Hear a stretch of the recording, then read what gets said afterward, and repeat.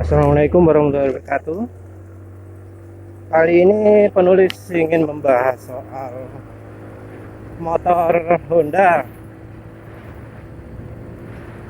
yang sekarang ini sepertinya sudah kehilangan kemampuan. Pabrik Astra Honda motor ini sudah nggak bisa lagi bikin motor nyaman. Kenyamanan itu bisa dihitung dari beberapa segi ya. Nah, kalau di motor itu bisa dari suara mesin, bisa dari getaran mesin, bisa dari empuknya jok, bisa dari empuknya suspensi, sama dari ergonomi. Nah, soal mesin, maaf ya, Pak nulis lupa. Kali ini yang dibahas adalah motor metiknya Honda. Nah, soal mesin, suara mesin itu untuk suara mesin Honda itu termasuk yang jelek. Yang salah sebenarnya bukan Hondanya sih, tapi oli mesinnya. Oli mesin Honda itu di bawah standar. Jadi mungkin ngomongnya bilangnya kekentalan oli yang cukup itu 10W30. Tapi yang namanya oli dengan kekentalan 10W30 itu nggak bisa dibuat olinya murah. Harga olinya harus mahal karena untuk bisa membuat oli 10W30 kemampuannya sama dengan 10W40 butuh aditif-aditif. Dan minim harus ada aditif yang bisa nambah film strength seperti misalnya ester. Tapi kan harga oli nggak mungkin dibuat mahal banget. Karena itu Honda pilih vendornya mungkin dari cari mana yang bisa mampu buat jual harga paling murah, sehingga Honda masih punya untung walau dijual di bengkel dengan harga lebih mahal. Dan yang dipilih adalah Federal dan Idemitsu. Untuk olinya motor metik yang paling populer adalah buatan Idemitsu. Dan ini oli sangat jelek. Namanya oli 10W30. Harganya 45.000, itu harga bengkel. Harga segitu nggak mungkin olinya bisa kasih aditif-aditif yang bisa membuatnya menyamai 10W40. Jadinya apa efeknya? Suara motor metik Honda itu kebanyakan kasar, tapi mungkin karena orang sudah pada terbiasa nggak sadar kalau suara mesinnya kasar. Suaranya itu kasar kayak mesin jahit. Itu kalau pakai standar Euro 4, Euro 5 mungkin sudah nggak lulus itu. Jadi dari sisi kenyamanan kurang, apalagi beberapa motor itu bongkeng ya. Motor metiknya motor penulis yang metik Honda Beat ESP itu termasuk yang bongkeng, yang nggak sip karena ada suara tik tik tik tik tik tik gitu. Nggak semua metik Honda mengalami, tapi penulis tahu ada beberapa yang senasib. Nah, suara tik tik tik tik ini sangat parah kalau pakai olinya Honda. Baru senyap begitu pakai Fastron Techno 15W50 ditambah minyak goreng, itu baru senyap.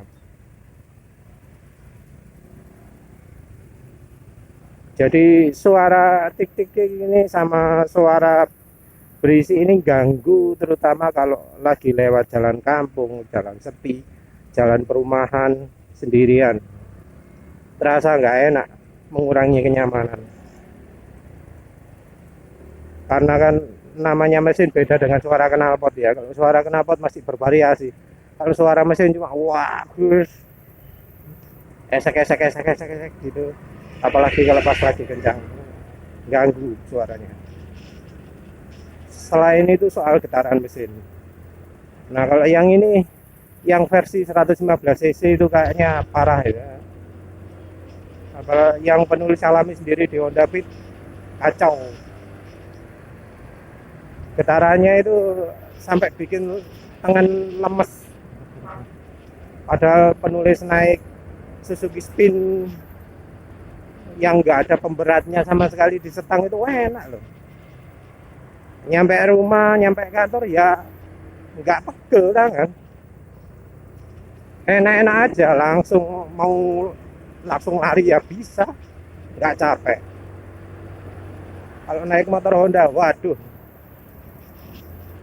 lengan itu rasanya kesemutan,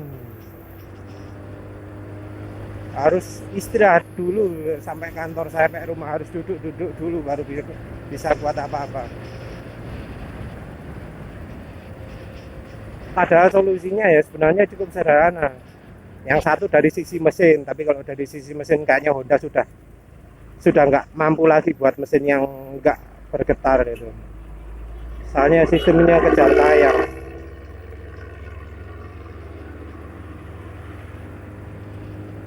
Yang lain adalah nambahkan pemberat, ganti jalur stang.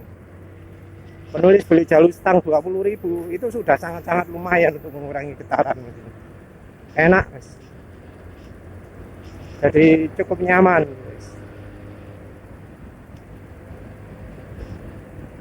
Ya, selain itu kalau yang versi 150 cc rasanya nggak begitu parah. Pernah coba Honda Vario, nggak separah Honda Beat lah getarannya. Kemudian soal jok. Nah, soal jok ini kelemahan parah motor Honda untuk yang versi 115 cc. Keras banget, nggak layak wis. Langsung kena pantat bagian bodi mobil, bagian bodi motor.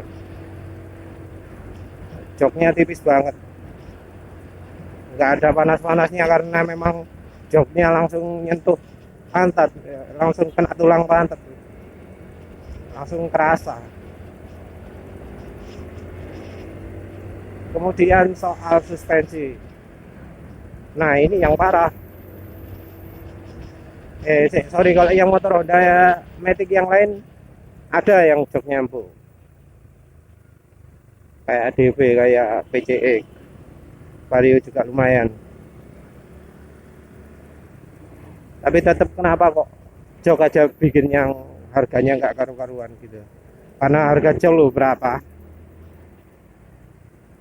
Nggak seberapa harganya jok itu. Tapi kenapa kok motor Honda Matic Honda harganya paling mahal tapi kok paling keras joknya? Paling nggak enak joknya. Bukan keras ya, tapi nggak enak. Soalnya hampir nggak ada joknya. Terus soal suspensi. Yang suspensi ini mau yang kelas atas mau kelas bawah jelek semua. Kalau dibilang apa, suspensi itu ambil ahli Jepang, menurut penulis itu bohong itu. Nah, seandainya benar dari Jepang, nggak becus. Yang pertama soal umur. Umur suspensi Honda itu pendek banget, setahun kurang dari 6.000 km. Suspensi motor penulis yang Honda Beat itu 5.000 km sudah kerasa mulai nggak beres. Dibuat lewat polisi tidur, ngayunnya keterusan, itu sudah tanda jelek. Umur 7.000 km sudah bunyi ngik-ngik. Apalagi kalau dipakai di jalan nggak rata kayak jalan beton loh. Waduh, nggak karu-karuan. Kecepatan mesin sampai turun gara-gara goncangannya jalan. Padahal kalau naik Suzuki Spin, lancar, wush, karena suspensinya bagus. Baru setelah suspensi belakang penulis ganti pakai YSDTG, baru sip. Lewat jalan beton nggak kayak ngerem lagi, lancar. Nah, itu suspensi pentingnya. Belum lagi soal getarannya gara-gara suspensi ke bodi. Itu kan bisa bikin lampu rem itu koplak-koplak, bikin lampu rem itu nggak rapet, bikin baut-baut longgar semua. Apalagi kalau dipakai perjalanan luar kota yang jalannya banyak nggak sipnya itu, getaran juga bikin nggak enak naik motor Honda. Yang versi atasnya yang pakai ngomong-ngomong 3 tingkat kekerasan, kayaknya apa, kayak bagus-bagus begitu loh, apa, kayak seakan-akan itu ide yang bagus, tapi penerapannya parah, nggak masuk akal. Karena apa? Karena spring rate tingkat kekerasan per yang nomor 1 yang paling empuk itu nggak berguna. Karena harusnya yang namanya per itu berfungsi ketika orangnya naik, kalau ada perubahan di jalan bisa berubah bentuk pernya, sehingga getaran dari jalan itu nggak langsung ke bodi. Nah, yang terjadi apa? Spring rate yang paling empuk itu ternyata terlalu empuk. Jadi kan ada 3 spring rate, dari yang empuk, sedang, sama yang keras. Nah, yang paling empuk ini ternyata waktu diduduki mentok, habis wis. Jadi waktu motornya dipakai di jalan, suspensi yang pertama ini, yang paling empuk ini nggak kepake, cuma nggak bisa habisin tempat aja. Jadinya apa? Kayak yang terjadi di Honda PC gitu. Suspensinya nggak bisa dibilang empuk, bahkan ada yang bilang lebih keras dari versi Thailand, tapi gampang mentok. Ini karena yang suspensi nomor 1-nya emang ngabisin tempat aja, nggak berguna, empuknya nggak kepake soalnya terlalu empuk. Nah, yang di versi ADV katanya disempurnakan, tapi ya bego banget. Masa yang bukan yang paling empuk ini dibuat lebih keras sedikit biar bisa kepake, tapi yang bagian paling keras yang dipanjangkan.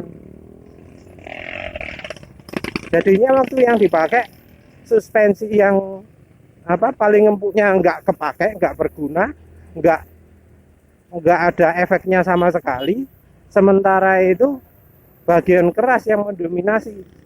Jadinya apa? Suspensinya jadi keras banget, jadi nggak nyaman. Dan ini terjadi hanya pada Honda Indonesia saja, Honda yang buatannya Astra Honda. Karena di luar negeri penulis amati suspensinya beda, kayak yang buatan Thailand itu beda daripada buatan Indonesia suspensinya loh ya, entah mesin atau lainnya. Penulis lihat jelas beda. Ya kalau dibilang versi Thailand lebih nyaman, ya iya paling, karena suspensinya beda. Orang Thailand itu kritis karena di sana ada YSS. Kalau suspensinya lokal sini dibandingkan sama YSS ya jauh. Bukan cuma karena teknologinya aja, tapi karena orang mereka itu ngerti caranya nyetel suspensi, gimana caranya empuk, gimana caranya biar stabil walau empuk. Kalau Indonesia kan ngakunya, kalau terlalu empuk nggak stabil, itu kan omongannya sales, nggak bisa dipercaya itu. Coba aja dengar testimoninya orang Barat kalau beli suspensi all-in daripada suspensi orisinil Showa. Ngomongnya apa? Lebih empuk. Walau sebenarnya all-in itu nggak didesain untuk empuk, tapi rata-rata ngomongnya lebih empuk, terutama lebih stabil. Jadi selain lebih empuk juga lebih stabil, kan aneh loh. Tapi itu suspensi yang beneran udah di set itu. Jadi walau suspensi all-in itu fokusnya bukan di kenyamanan, bisa lebih nyaman daripada yang standar. Ini karena mereka tahu caranya apa yang pas, apa yang bagus. Jadi per itu disesuaikan dengan berat pengendaranya, dengan berat motornya. Pas. Kalau yang suspensinya di Honda PC, Honda ADV itu nggak pas. Masa yang paling empuk itu sampai nggak kepakai kalau di jalan. Nggak ada manfaatnya. Habis-habisin tempat, malah bikin mentok suspensi lebih mudah. Belum lagi idealismenya yang bego banget kalau yang buat suspensi matic itu. Suspensi matic dibuat searah hambatannya. Alasannya matic, butuhnya gitu. Keunggulan kalau suspensi searah itu apa? Dibuat nerjang polisi tidur enak, nggak ada hambatan. Dan reviewer kayaknya sudah disangoni semua sama Honda, sehingga kalau review ngomong wah lewat polisi tidurnya, wah lewat gundukan jalan enak. Padahal orang itu review motor bukan lewat polisi tidur. Goblok banget kalau review motor lewat polisi tidur itu. Karena apa? Orang pakai ya di jalan. Motor dipakai bukan lewat polisi tidur, tapi untuk lewat jalan yang kondisinya di Indonesia kebanyakan nggak sip jalannya. Dan kondisi jalan nggak sip, suspensi yang searah ini nggak enak. Karena apa?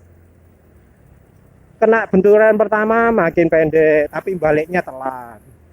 Benturan kedua makin pendek lagi, padahal belum sempat balik. Benturan ketiga makin pendek lagi, karena belum sempat balik. Jadinya setelah 3-4 perubahan jalan, suspensinya jadi pendek, bahkan kadang mentok. Nah, kalau sudah mentok ya apa? Ya seperti nggak pakai suspensi, seperti suspensinya diganti besi, ganti batangan besi. Dalam kondisi itu mau nyaman bagaimana motor? Nah itu biasanya yang dikritisi sama ahli suspensi, sama reviewer suspensi. Motor Jepang itu suspensi Jepang itu kebanyakan ribonnya terlalu keras. Jadi perbandingan rasio bon dengan ribon terlalu keras. Nah yang matic ekstrim, maticnya Honda apalagi ribonnya hambatan kompresinya hampir nol, ribonnya banyak. Padahal sebenarnya bukan masalah harga ya, malah yang searah itu lebih mahal karena harus ada per untuk nahan plat yang mengarahkan hambatan suspensinya, olinya yang menghambat suspensi itu. Jadi kalau pernya dilepas, dibuat hambatannya dua arah, bakal lebih nyaman maticnya Honda yang kelas 115 cc seperti Honda Beat, Honda Scoopy dan seterusnya. Soal ergonomi, setangnya motor Honda itu nggak pas, agak terlalu tegak. Terus yang paling parah itu duduknya motor Honda itu terlalu rendah. Tuh kayak depan contohnya, kaki nekoknya nggak enak, harus keluar bagian ujung kaki keluar. Itu ciri kalau orang naik motor Honda. Beberapa malah nambah pijakan kaki di luar karena memang ruang kakinya kurang. Jarak antara jok dengan injakan kaki terlalu pendek. Jadi seperti duduk jongkok deprok gitu. Karena lutut lebih tinggi, capek ngendarai motornya. Motor yang nyaman itu apa? Kalau lutut lebih rendah daripada pantat, itu nyaman. Kayak Honda DV bisa kayak gitu, walau selonjornya nggak enak. Nah, sementara yang matic ini kayak yang sebelah ini Vario, terus Honda Beat itu kayak deprok, ruang lutut juga kurang. Jadinya motor-motor matic Honda itu depan pakai bagasinya sudah nggak begitu berguna, nggak bisa bersihin tempat, ruang lutut berkurang, duduk juga nggak enak. Makanya penulis heran yang kenapa kok jadi seperti itu, apalagi soal rangka baru ECAF itu atau apa itu, malah kok bikin motornya berguncangnya makin parah, lewat jalan geronjalan jadi kacau, bukannya makin baik tapi makin parah, nggak tahu apa manfaatnya. Sudah, sekian saja, terima kasih. Motor Honda itu wis kacau sekarang kenyamanannya. Assalamualaikum warahmatullahi wabarakatuh.